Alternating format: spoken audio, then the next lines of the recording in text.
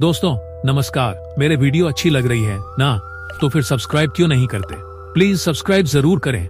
हिमाचल की पहाड़ियों के बीच बसा एक छोटा सा गांव आजाद नगर। यह गांव एक अनोखी शांति से भरा हुआ था, जहां के लोग मिलजुल कर रहा करते थे। गांव की आबादी बहुत कम थी, पर लोग खुश और संतुष्ट थे। लेकिन इस शांति के पीछे एक गहरा रहस्य छिपा हुआ था। लेकिन इस गांव के बाहर एक ऐसा स्थान भी था जिसे सुनकर ही लोगों की रूह कांप जाया करती थी। गांव के बाहर घने जंगल के बीच एक पुरानी टूटी फूटी हवेली थी। यह हवेली कलावती नया साल मनाने की तैयारी कर रही थी। तभी पति पत्नी कलावती और रामचंद्र के बीच पार्टी में जाने को लेकर घमासान लड़ाई होती है। अरे क्या है, तुमको चैन नहीं है? जो मेरा खून पी रखा है, सो लेने दो। अच्छा जी, उल्टा चोर कोतवाल को डांटे। एक तो पार्टी में लेकर नहीं जाना चाहते हो, मुझे ही डांट रहे हो। अरे मैं डांट नहीं रहा, समझा रहा हूँ। लड़कों का पार्टी में तुम जाकर क्या करोगी? लेकिन तुम समझने को तैयार ही नहीं, तो मैं क्या करूँ? मुझे गुस्सा मत दिलाओ, वरना मैं तुम्हारे गुर्दे लाल कर दूंगी। नहीं ले जाऊंगा, क्या बिगाड़ लोगी? ठहरो जरा, अभी आकर बताती हूँ। कलावती जोरदार लात मारती है, जिससे बेचारा रामचंद्र जमीन पर फैल जाता है। दोनों में चिल्लम चिल्ली सुनकर उनके पड़ोसी रोहन और मोहना आ जाते हैं। अरे भाई क्या बात है, तुम दोनों आज के दिन भी लड़ाई कर रहे हो? आज पुराने साल का आखिरी दिन है, राजी खुशी बिता लो। अरे मैं तो चुपचाप बैठा था, तुम्हारी भाभी मेरा खून पी रही है। अरे कलावती भाभी, क्यों बेचारे मेरे दोस्त को परेशान कर रही हो? थोड़ी तो लाज रखो। और तू रामचंद्र, चल मेरे साथ, हमारे दुनिया में नए साल की पार्टी चल रही है। थोड़ी सी जो पी लिए, चोरी तो नहीं की है। उसीला हो रानो जंबालो, कोई हमको रोको, कोई तो संभालो, कहीं हम गिर न पड़े। अरे हम तो गिर पड़े भाई। अरे रोहन, देख सामने कौन है यार, उठ जल्दी, तू तो गिर पड़ा यार। गंभीर होकर कहा, बेटा वह लड़की इंसान नहीं लगती, वह आत्मा हो सकती है। यह घर भी वीरान था और यहाँ कई पुराने रहस्य छिपे हो सकते हैं। तुम्हें सतर्क रहना चाहिए। अब मेरी बारी है, मैं किसी को नहीं छोड़ूंगी। अगले दिन फिर से चुड़ैल के रूप में आधी रात को उसी जगह घूमती है जहाँ उसकी मौत हो जाती है। का चुड़ैल वाला भयानक चेहरा होता है, वह यहाँ वहाँ भटक रही होती है। उसके बाद वहाँ जो भी आता, उसकी आत्मा को उसमें कैद कर लेती। अरे शाम होते ही मैं तो घर से निकलना ही बंद कर देती हूँ। मुझे इतना डर लगने लगा है कि मैं खुद का चेहरा आईने में नहीं देख पा रही हूँ। गाँव के लगभग लोगों के बाल झड़ चुके हैं, वो गंजे हो चुके हैं। और आप तो जानती है, हर अमावस्या को 2 लोग मारे जा रहे हैं। इस बार किसका नंबर है पता नहीं, और यह सब कौन कर रहा है, इस बारे में किसी को कुछ नहीं पता। गांव वाले पूरी तरह दहशत में होते हैं। उन्हें अमावस्या वाली काली रात का इंतजार था, जिस रात को 2 लोग मारे जाने वाले थे। जो लोग मारे जाते थे वह सम्मोहित होकर जंगल पहुंच जाते और उनकी लाश जंगल में मिलती। और इस अमावस्या को भी 2 लोग मारे जा चुके थे। बस बहुत हुआ, अब तक गांव की 4 लोगों की 2 अमावस्या में मौत हो चुकी है। और हम हैं कि अगली अमावस्या का इंतजार कर रहे हैं कि अब कौन 2 लोग जाएंगे। कैसे मूर्ख हैं हम। अरे तो तुम ही बताओ, क्या करें जब हमें पता ही नहीं है ये सब कौन कर रहा है और क्यों कर रहा है। तो हम क्या कर सकते हैं? मुझे इतना तो पता हो चुका है कि ये किसी जंगली जानवर या इंसान का काम नहीं, बल्कि कोई भूत प्रेत का साया ही ये सब कर रहा है। कोई चुड़ैल या भूत, लेकिन वो ऐसा क्यों? इसके बारे में एक ही आदमी बता सकता है, वो है भूतेश्वर तांत्रिक बाबा, जो जंगल की उस काली गुफा में रहते हैं। हम सभी गांव वालों को वहां जाना चाहिए। अगर ये किसी भूत चुड़ैल का काम है तो सामने आ जाएगा। गांव के लोग बात कर ही रहे होते हैं कि तभी वहां गोलगप्पे वाली आती है। गोलगप्पे ले लो, खट्टे मीठे लजीज गोलगप्पे, बच्चों से लेकर बूढ़े तक खाए, और जो ना खाए वो तो बस पछताता ही जाए।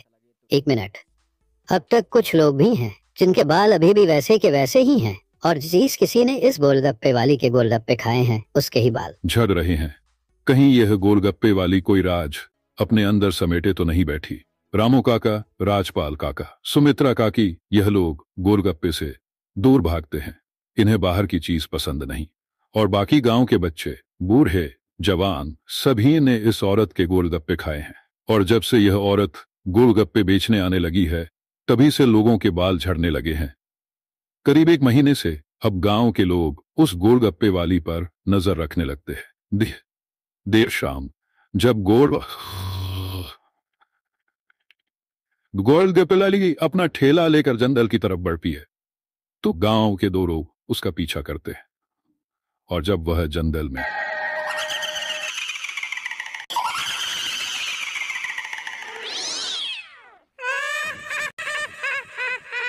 दिसंबर 12-15 की शुरुआत होने के साथ साथ ठंड भी बढ़ने लगी और इसी के साथ वासेपुर के लोगों की चिंता भी बढ़ने लगी, क्योंकि इस गांव में पूरे वर्ष ठंड पड़ती थी, लेकिन इन 3 महीनों में सबसे भयंकर ठंड होती थी।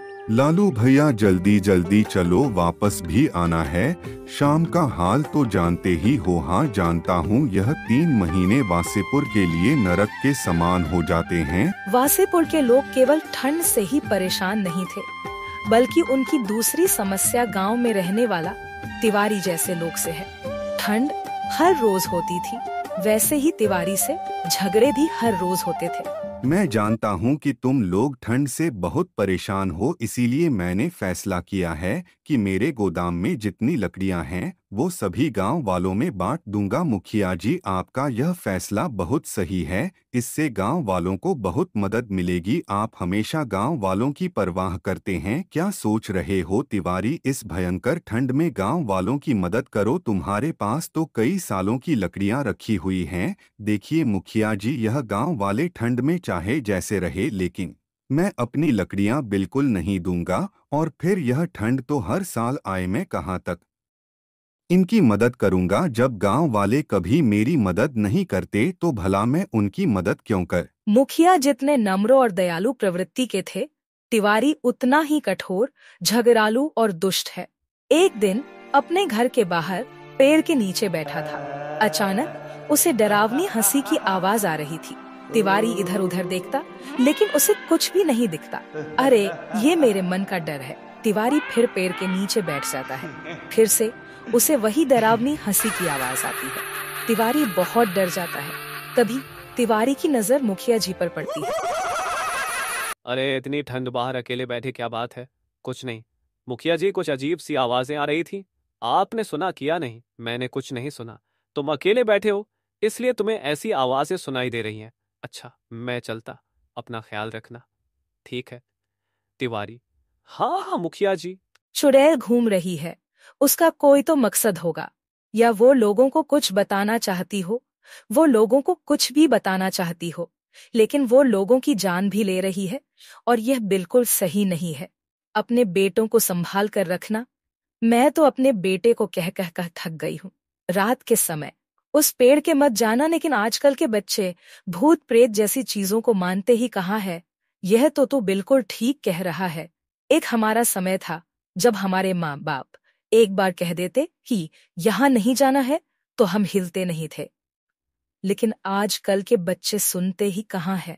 गांव के लोग उस पेड़ पर रहने वाली चुड़ैल के दहशत से डरे हुए थे और वह अपने बच्चों को लेकर जाने से मना किया करते। अधिकतर बच्चे तो अपने माता पिता की बात मान लेते, लेकिन कुछ बच्चों को यह सब बकवास लगता था।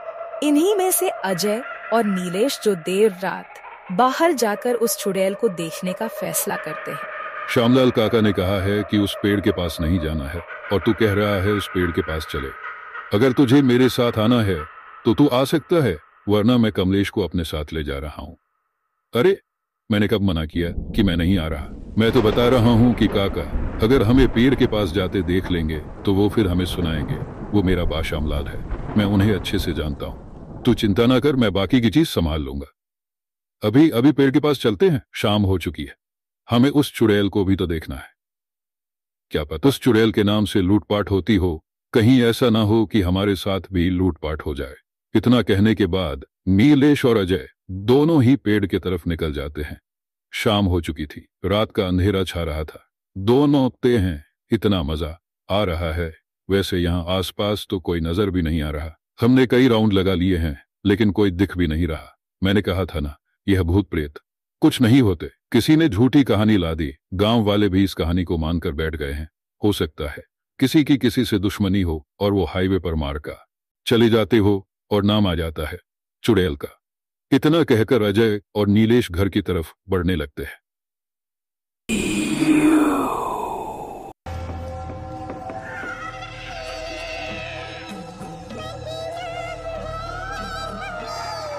रात के करीब 11 बज चुके थे।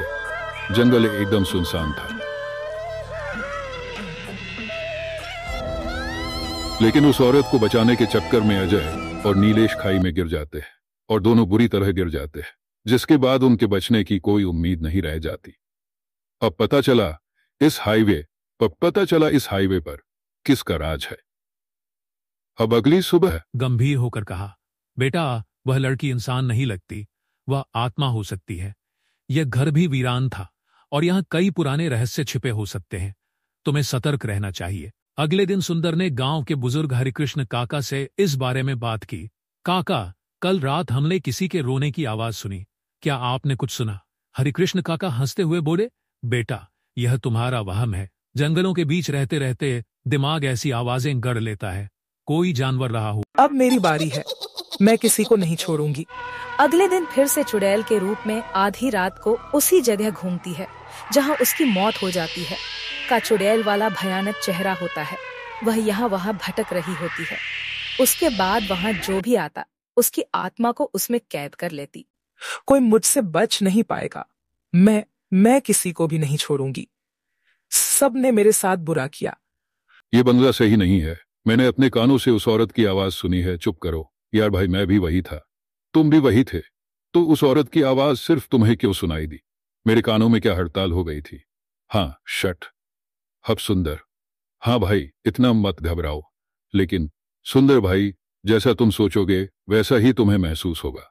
तुम बार बार उसी बारे में सोचोगे तो तुम्हें वही सब नजर आएगा, वही महसूस होगा। अब चुपचाप सो जा, वरना ठंड में जल्दी ठंडा हो जाएगा। वैसे भी बंगले कि त्योहारों को शांति पसंद है, हल्ला नहीं अभी सो जाते हैं। लेकिन सुंदर को रात में नींद ही नहीं आती। वह हर वक्त बस उस आवाज के बारे में ही सोचता है। तभी उससे कमरे का दरवाजा अपने आप धीरे धीरे खुलते हुए दिखाई देता है। यह क्या? यह दरवाजा अचानक से कैसे खुल रहा है? यह सब क्या हो रहा है? दरवाजा अपने आप खुल जाता है और सुंदर उठकर हिम्मत जुटा खुद दरवाजे के पास जाता है। तभी वह एक काले साई को फौरन सीढ़ियों से नीचे की तरफ भागते हुए देखता है। यह देख सुंदर की सांसें त्यों से वहां कांपने लगता है। कौन था और यह क्या? यह पेपर, इस पर तो खून की स्याही से लिखा है, मैं तुम सबकी जान ले लूंगी। तभी सुंदर बहुत ज्यादा डर जाता है और वह तुरंत अपने भाई को उठाकर उन्हें सब कुछ दिखाता है, साथ ही वह पेपर भी दिखाता है। मेरा यकीन कर भाई, मैं झूठ क्यों बोलूं भला? मैंने सच में किसी सफेद साड़ी में सीढ़ियों से नीचे की तरफ जाते हुए देखा है। वो गाना गा रही थी। लेकिन विजय सुंदर की बात पर यकीन नहीं करता और सुंदर उस चुड़ैल के पीछे पीछे चला जाता है और उसी भूतिया हवेली में गिर जाता है। अगले गांव वाले बहुत परेशान हो जाते हैं। तभी वहां डरावनी आवाज आती है।